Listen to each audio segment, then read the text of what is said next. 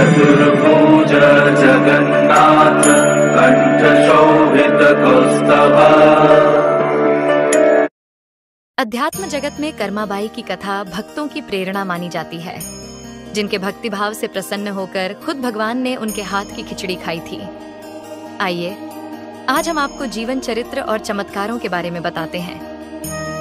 कर्माबाई का जन्म राजस्थान के नागौर जिले की मकराना तहसील के कालवा गांव में जाट परिवार में भादवावदी एकम यानी 20 अगस्त 1615 ईस्वी को हुआ। उनके किसान पिता का नाम जीवन राम जी डूडी व मां का नाम रत्नी देवी था। पिता जीवन राम शुरू से परम कृष्ण भक्त थे। भगवान को भोजन करवाने के बाद ही वह खुद अन्न व जल ग्रहण करते थे।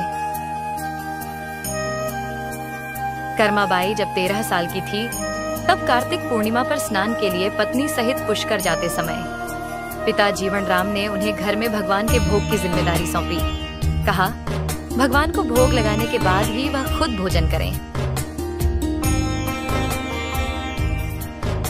उनके जाने के अगले दिन ही कर्माबाई ने सुबह स्नान कर बाजरे की खिचड़ी बनाई। उसमें खूब घी डालकर उसने भगवान की मूर्ति के सामने रख दिया।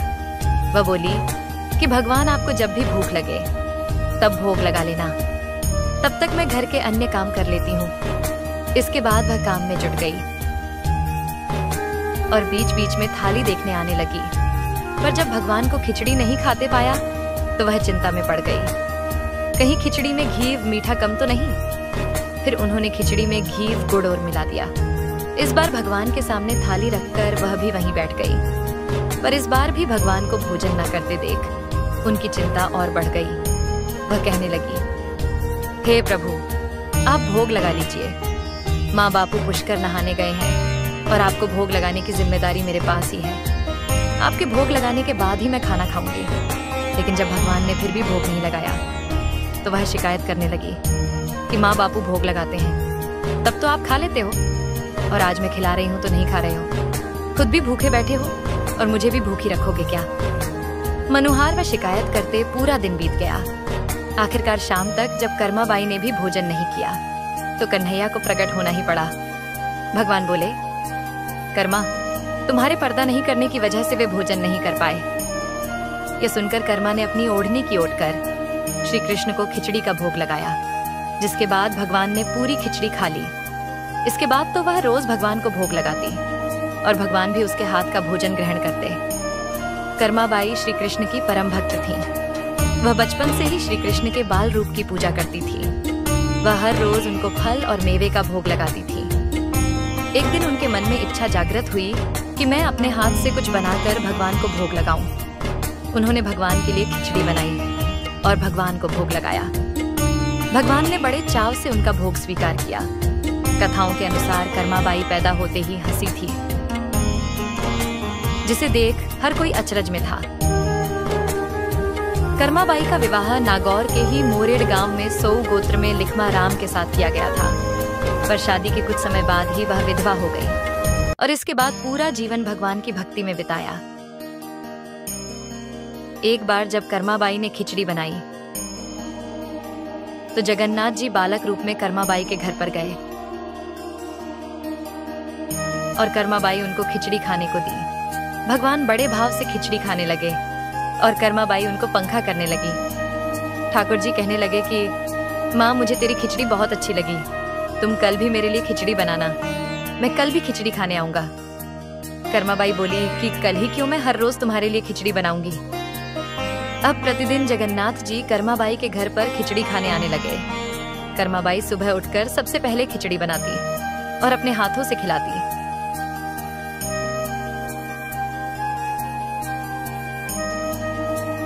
उसके पश्चात अन्य काम करती। जगन्नाथ जी द्वार पर आवाज लगाते, जल्दी कर्मा, जल्दी कर्मा, और कर्माबाई जल्दी से उनको खिचड़ी परोस देती और अपने हाथों से खिलाती। जगन्नाथ जी चाव से खिचड़ी खाते और कर्माबाई उनका हाथ मुंह धुलवाती। यह हर रोज का नियम बन गया था। एक बार एक महात्मा कर्माबाई के घर पर आए और उन्होंने सुबह सुबह बिना नहाए कर्माबाई को खिचड़ी बनाते देखा।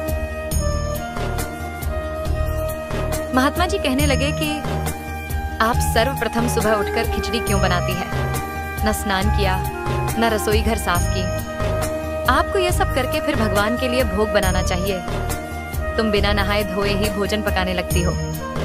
कर्माबाई कहने लगी कि ठाकुर जी को सुबह सुबह बहुत भूख लगी होती है। उन्हें मेरे हाथ की खिचड़ी बहुत पसंद है, इसलिए मैं सुबह सुबह उनके लिए खिचड़ी बनाई देती हूँ। महात्मा जी सोचने लगे कि जगन्नाथ जी को तो 56 भोग लगते हैं, वह कहाँ इसकी खिचड़ी खाने आते होंगे। यह कर्माबाई भाववश ऐसा कह रही होगी कि वह इसकी खिचड़ी खाने आते हैं। महात्मा जी कहने लगे कि आप पहले नहा धोकर पूजा पाठ करके चूल्हा चौका साफ करने के पश्चात ही ठाकुर जी का भोग बनाया करो। कर्माबाई ने संत की बात को मान लिया और अगले दिन कर्माबाई ने उठते ही खिचड़ी नहीं बनाई। ठाकुर जी के द्वार पर आ गए और कहने लगे, जल्दी कर्मा, जल्दी से खिचड़ी परोस दे। कर्माबाई कहने लगी कि पहले मैं स्नान कर लूं।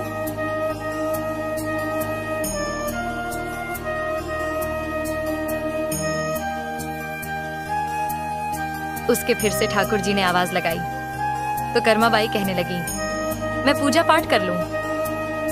फिर ठाकुर जी ने आवाज लगाई तो कहने लगी कि मैं पहले चूल्हा चौका साफ कर लूं।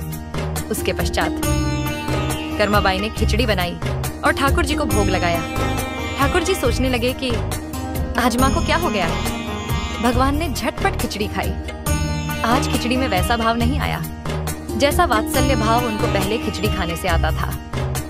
जगन्नाथ जी जल्दी जल्दी खिचड़ी खाकर चले गए क्योंकि मंदिर के कपाट खुलने का समय हो गया था। घर के बाहर जब उन्होंने महात्मा को देखा तो समझ गए कि इस महात्मा ने ही मेरी मैया को पट्टी पड़ाई है। उधर जब मंदिर में जो पुजारी जी ने मंदिर के पट खोले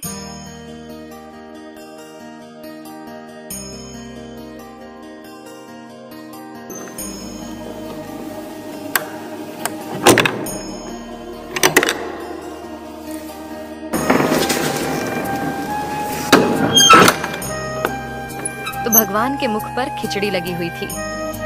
पुजारी सोचने लगे कि खिचड़ी भगवान के मुख पर कैसे लग गई। जगन्नाथ जी ने पुजारी जी को स्वप्न में दर्शन दिए और कहा कि हर रोज मैं कर्माबाई के घर पर खिचड़ी खाने जाता हूँ। कर्माबाई को एक महात्मा ने पट्टी पड़ा दी है। तुम जाकर महात्मा को समझाओ कि वह कर्माबाई से कहें कि तुम जैसे पहले भाव से मेरे लिए खिचड़ी बनाती थी वैसे ही खिचड़ी बनाया करो। आज उसके कारण ही माँ को खिचड़ी बनाने में देरी हो गई और जल्दी जल्दी खाने के चक्कर में खिचड़ी मेरे मुंह पर लगी रह गई। अगले ही दिन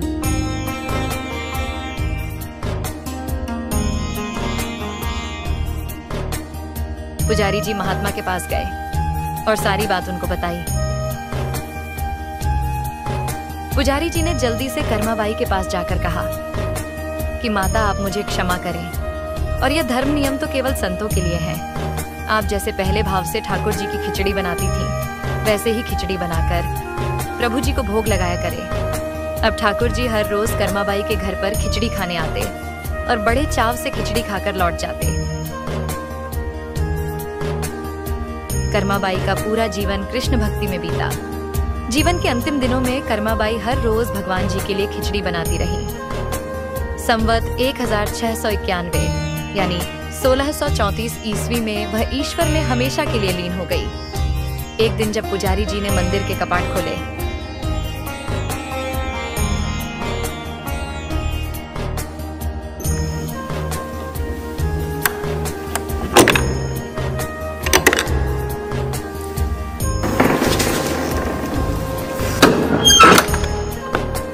तो देखा कि ठाकुर जी की आंखों से आंसू आ रहे थे। तब तो पुजारी जी को उनके रोने का कारण समझ नहीं आया, लेकिन रात में जगन्नाथ जी पुजारी जी के स्वप्न में आकर कहने लगे कि मेरी माँ कर्माबाई इस लोक को छोड़कर देवलोक को चली गई है। वो मेरे लिए अपने हाथों से खिचड़ी बनाकर मुझे खिलाया करती थी। यही कारण था जिस वजह से मैं रो रहा था। अब मेरे लिए खिचड़ी कौन बनाएगा? उस दिन निश्चय किया गया कि जगन्नाथ जी को रोज बाल भोग खिचड़ी का ही लगाया जाएगा। तब से लेकर आज दिन तक भगवान जगन्नाथ जी को कर्माबाई खिचड़ी बाल भोग में परोसी जाती है। और ये खिचड़ी भी महाभोग में शामिल है। आपको ये कथा कैसी लगी? कमेंट करके जरूर बताएं। और ऐसे ही जगन्नाथ मंदिर के रहस्यों को जानने के लिए चैनल को जरूर सब्सक्राइब करें। जय जगन्नाथ, हरे कृष्णा। आशा करते हैं आपको हमारी ये जानकारी बहुत अच्छी लगी होगी। ऐसे ही और वीडियो को देखने के लिए हमारे चैनल को सब्सक्राइब करें, लाइक करें, कमेंट पर जय जगन्नाथ लिखना न भूले। जय जगन्नाथ, हरि बोल।